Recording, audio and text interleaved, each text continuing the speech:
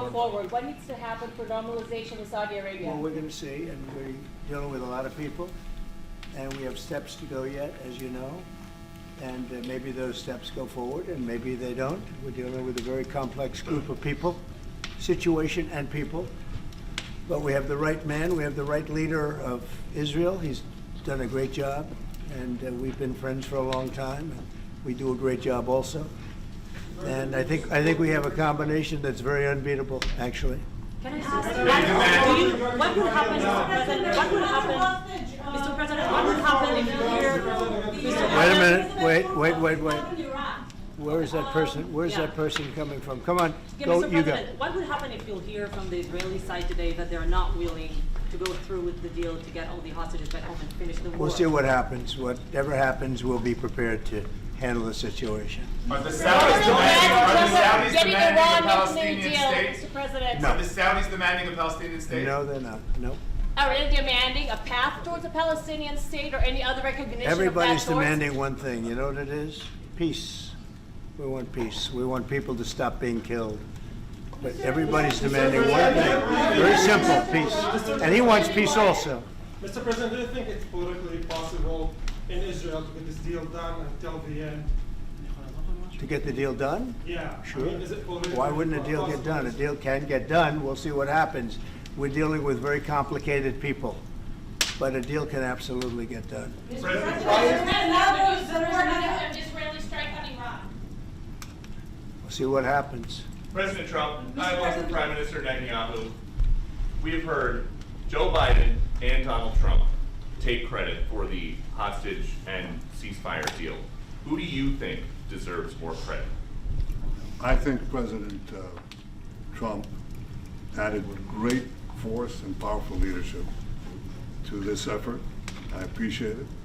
He sent a very good emissary. He's helped it along. And, you know, I'll just tell you, I'm happy that they're here. And I'm sure the President is happy that they're here.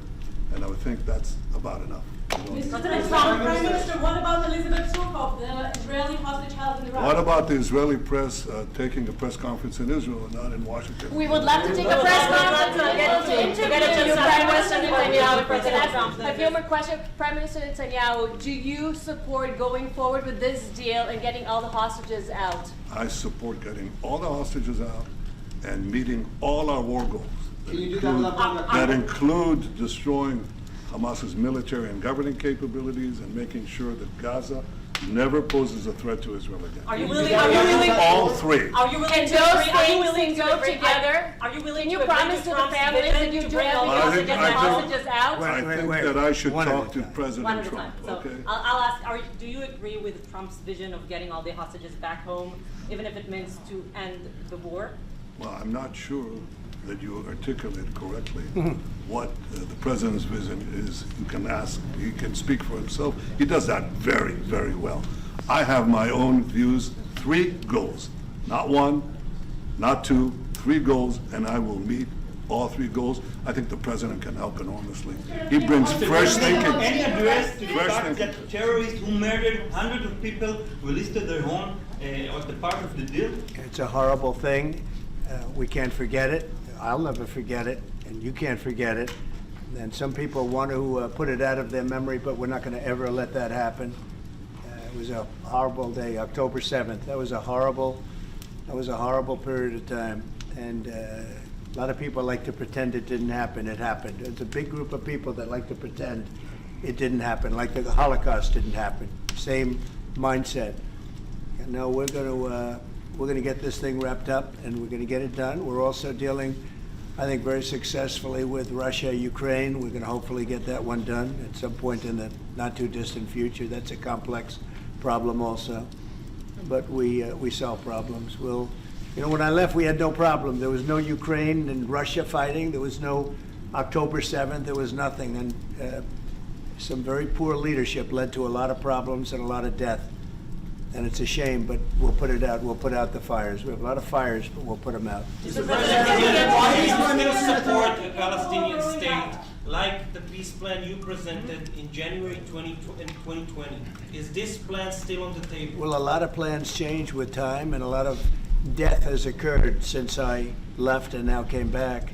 This death occurred not while I was here, but while somebody else was here. It shouldn't have happened. They shouldn't have allowed it to happen. It would have never happened, and that includes Russia, Ukraine would have never happened. Not even a little bit, not even a chance. But now we are faced with a situation that's different, in some ways better and in some ways worse. But we're faced with a very complex and difficult situation, but we'll solve the problem. What do you expect to get refugees get from Gaza, out of Gaza? If not Jordan, Egypt, what other countries you think might accept Palestinians from Gaza? Well, I think Jordan and Egypt will, I know they've spoken about it with you, and they say they're not going to accept. I say they will. But I think other countries will accept also. I think that Gaza maybe is a demolition site right now. If you look at Gaza, it's all, I mean, there's hardly a building standing, and the ones that are going to collapse. You can't live in Gaza right now, and I think we need another location. I think it should be a location that's going to make people happy. You look over the decades, it's all death in Gaza. This has been happening for years. It's all death. If we can get a beautiful area to resettle people permanently in nice homes and where they can be happy and not be shot, not be killed, not be knifed to death like what's happening in Gaza. And right now you have in Gaza a very dangerous situation in terms of explosives all over the place, in terms of tunnels that nobody knows who's in the tunnel. The whole thing is a mess. And I think that if we can resettle, and I believe we can do it in areas where the leaders currently say no. I mean, I've been saying that with Mexico, having to do with the border and all of the things, and you saw what happened, 10,000 soldiers, and they're going to do a good job. I really believe that, and I believe Canada is going to do a good job also. They said the same thing, and then they did something much different than what you were hearing. This is a very, very difficult situation, but we're going to get it solved. I don't think people should be going back to Gaza. I think that Gaza has been very unlucky for them. They've lived like hell. They lived like you're living in hell. Gaza is not a place for people to be living. And the only reason they want to go back, and I believe this strongly, is because they have no alternative. What's the alternative? Go where? There's no other alternative. If they had an alternative, they'd much rather not go back to Gaza and live in a beautiful alternative that's safe. Mr. President,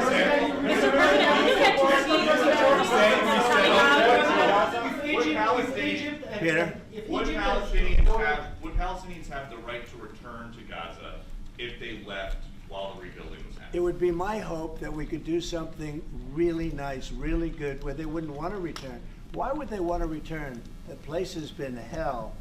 It's been one of the meanest, toughest places on earth.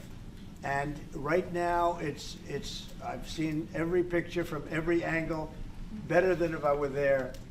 And nobody can live there. You can't live there. So if we can build them through massive amounts of money supplied by other people, very rich nations, and they're willing to supply it. If we can build something for them in one of the countries, and it could be Jordan, it could be Egypt, it could be other countries, and you could build 4 or 5 or 6 areas. It doesn't have to be one area, but you take certain areas and you build really good quality housing, like a beautiful town, like someplace where they can live and not die. Because Gaza is a guarantee that they're going to end up dying. The same thing's going to happen again. It's happened over and over again, and it's going to happen again as sure as you're standing there, Peter. So I hope that we could do something where they wouldn't want to go back. Who would want to go back? They've experienced nothing but death and destruction. What will you do if Egypt and Jordan tell you no? What will you do then? Well, I don't think they're going to tell me no. Mr. President, I don't think they're going to tell me. What will you do for I think they're going to tell Biden no, and I think they're going to tell other people no. so you think it will happen at the end? I think there's a good chance, yeah. How I'd like to see many it people happen. are you thinking about? All of them. I mean, we're talking All of the about Gazans. probably 1.7 million people, 1.7 million, maybe 1.8 million.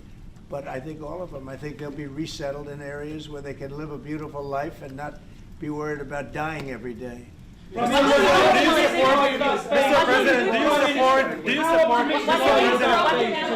Mr. President, do you support building settlements, Jewish settlements back in Gaza in the next years? Say it. building settlements, Jewish settlements back in Gaza in the next year. Do you support this idea? I don't see it happening. It's too dangerous for people. Nobody can go there. It's too dangerous. Nobody wants to be there. Warriors don't want to be there. Soldiers don't want to be there. How can you have people go back? You're saying go back into Gaza now? The same thing's going to happen. It'll only be death. The best way to do it is you go out and you get beautiful, open areas with the sunlight coming through, and No, you that's build not what I meant. something I nice. meant building Israeli They are not settlements going to back want in Gaza. They are not going to want to go back to Gaza. Prime Minister Netanyahu, what is your message to the families of the hostages that look at this deal, that are worried that this deal won't go through? What do you say to them at this moment? Same message I said from the beginning of the war.